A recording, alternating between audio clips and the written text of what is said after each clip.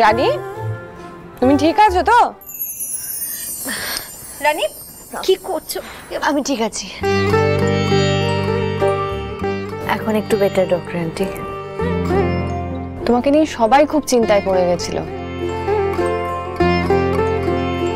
আর তো আপনাদের কোনো চিন্তা রইল না, দুর্জয় যে দোষী নয় সেটা জানাজানি হয়ে গেছে।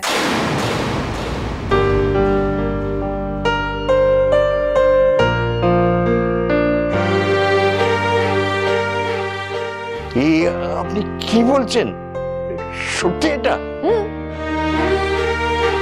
আচ্ছা, সৌনক কোথায়? আমি আর ও একটু মেডিকেল বোর্ডে যাব, আমাদের কাছে প্রমাণ সহ সমস্ত ডকুমেন্ট আছে। রানী, এই শরীর নিয়ে তুমি সাধ্যের অতিরিক্ত করে ফেলেছো। তুমি চেয়েছিলে তো দুর্জয়কে নির্দোষ প্রমাণ করতে, তুমি কথা রাখতে পেরেছো রানী।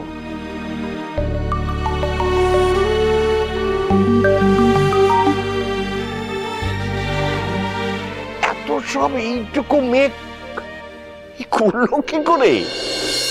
বলছি আমি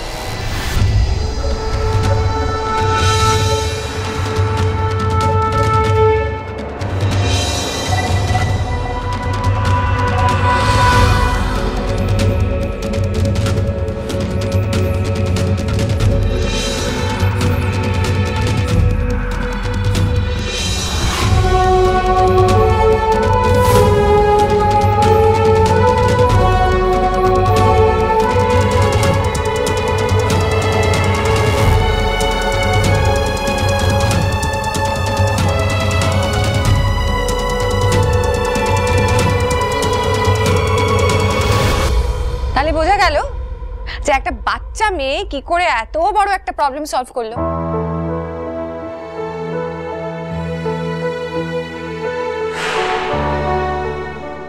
তাহলে হ্যালো ম্যাডাম, তাহলে আপনাদের বাড়ির ছেলেকে যে রানী বাঁচিয়েছে এই নিয়ে আর কোনো দ্বিমত রইল না তো?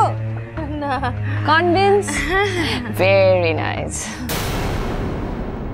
রানী যাও, এবার গিয়ে রেডি হয়ে নাও, অন্তত তোমার শাশুড়ি চেঁচামেচি করবে।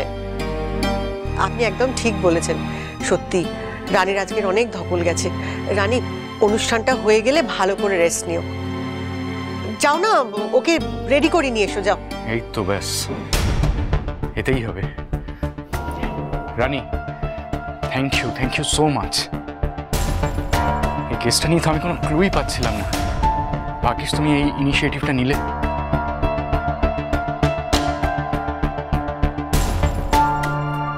কনগ্রাচুলেশনস রানী, আজকে তুমি জয়ের পাশে যেভাবে দাঁড়িয়েছো সেখানে একটা থ্যাঙ্কস কিন্তু কিচ্ছু না। দেখি দেখি দেখি দেখি, আফটার অল মেরি ঝাঁসি কি রানী।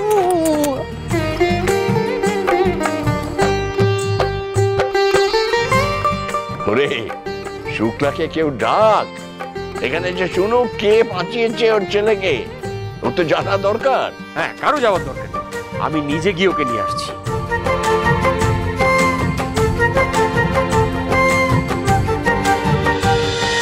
তোমাদের রানী 14 ফেব্রুয়ারি সন্ধ্যে 6টায় স্টার জলসায়।